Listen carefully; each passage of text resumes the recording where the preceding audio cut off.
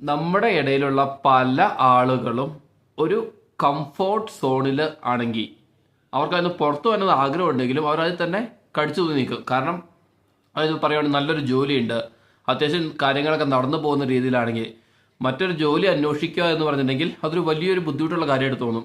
കാര്യം പറഞ്ഞാൽ ഉള്ളിൽ ആഗ്രഹം ഉണ്ടാവും, വേറെ സ്ഥലത്ത് പോയി കഴിഞ്ഞാൽ ഇതിൽ കൂടുതൽ സാലറി കിട്ടും, അല്ലെങ്കിൽ ഇതിൽ നല്ലൊരു ഓപ്പർച്യൂണിറ്റി കിട്ടുന്നത് ഉണ്ടെങ്കിലും അതിനെക്കുറിച്ച് അന്വേഷിക്കാൻ നമ്മുടെ കംഫോർട്ട് സോണ് നമ്മളെ അനുവദിക്കില്ല.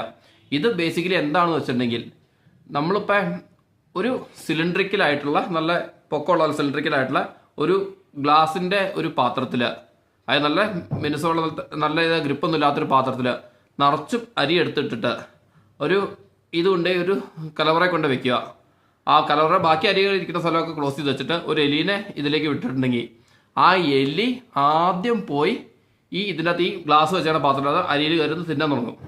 അത് തിന്നു കുറച്ച് കഴിയുമ്പോൾ അരിയിൽ കുറഞ്ഞു വന്നാലും ആ എലി അവിടെ നിന്ന് വിട്ടു പോകത്തില്ല.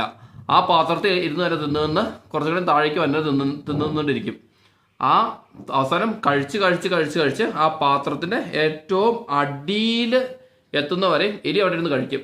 അന്നേരമായിരിക്കും ആ അരിയൊക്കെ തീർന്നു കഴിയുമ്പോൾ ആ ഗ്ലാസിൻ്റെ അത്ര ഹൈറ്റ് ഉണ്ടല്ലോ, എലി അടിയിലായിരിക്കും നിൽക്കുന്നത്. അന്നേരമായിരിക്കും എലി തിരിച്ചറിഞ്ഞാൽ തൻ്റെ ചുറ്റുമുള്ള ആ ഒരു ഗ്ലാസ്സിലൂടെ തനിക്ക് പിടിച്ച് മുകളിലേക്ക് കയറാൻ പറ്റില്ല എന്നുള്ള സത്യം പറയുന്നത്. പക്ഷെ ആദ്യമേ ആ അരി ഇടുന്ന സമയത്ത് കുറച്ച് അരി തിന്നിട്ട് പിന്നെ ഒന്നും കൂടെ ചിലവ് ചുറ്റും അന്വേഷിച്ചിരുന്നെങ്കിൽ ആ എലിക്ക് ചിലപ്പോൾ അതിന് നല്ലൊരു ഓപ്പർച്യൂണിറ്റി, അതായത് നല്ലൊരു കലവറയാണല്ലോ, വേറെ സ്ഥലത്ത് ഇതിനും കൂടുതൽ ഈസി ആയിട്ട് ആക്സസുള്ള അരിയുള്ള ഒരു ഇത് കിട്ടിയേനെ. പക്ഷെ താൻ നിൽക്കുന്ന ആ ഒരു പാത്രം അതൊരു ഓപ്പർച്യൂണിറ്റി ആണെന്ന് കണ്ട് അവിടെ തന്നെ എന്നും സേഫാന്നുള്ള രീതിയിൽ അവിടെ തന്നെ നിൽക്കുകയും ചെയ്യും.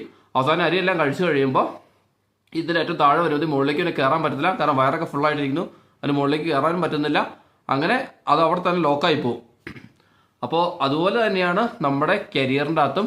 ഇപ്പോൾ നമ്മൾ കമ്പനിയിൽ നല്ല കംഫോർട്ടായിട്ട് നിൽക്കുവാണ്, നമ്മുടെ കാര്യങ്ങളൊക്കെ നടന്നു പോകുന്നുണ്ട്, നമ്മൾ പുറത്തുള്ള നല്ല ഓപ്പർച്യൂണിറ്റി ഉണ്ടെന്ന് അറിഞ്ഞാൽ പോലും നമ്മൾ അതിലേക്കൊന്ന് ട്രൈ ചെയ്ത് നോക്കാതെ അവിടെ തന്നെ കണ്ടിന്യൂ ചെയ്യുന്നുണ്ടെങ്കിൽ ചിലപ്പോൾ നമ്മൾ അവിടെ തന്നെ നിന്ന് പോയി കഴിഞ്ഞാൽ നമ്മുടെ ലൈഫ് അങ്ങനെ തന്നെ മെയിൻറ്റെയിൻ ചെയ്യാൻ പറ്റും. ചിലപ്പോൾ ചില സിറ്റുവേഷൻസ് നമ്മുടെ ലൈഫിൽ വരും, നമുക്ക് അവിടെ നിന്ന് പുറത്ത് കടന്നേ വരും, അല്ലെങ്കിൽ നമ്മുടെ കംഫോർട്ട് സോൺ ഒറ്റയടിക്ക് ക്ലോസ് ആവുന്ന സിറ്റുവേഷൻസ് വരും. അന്നേരം നമ്മൾ അതിന് പുറത്ത് കിടക്കാൻ നോക്കുമ്പോൾ നമുക്ക് വളരെ കഷ്ടപ്പെട്ട രീതിയിൽ നമ്മൾ സ്ട്രഗിൾ ചെയ്യേണ്ടി വരും.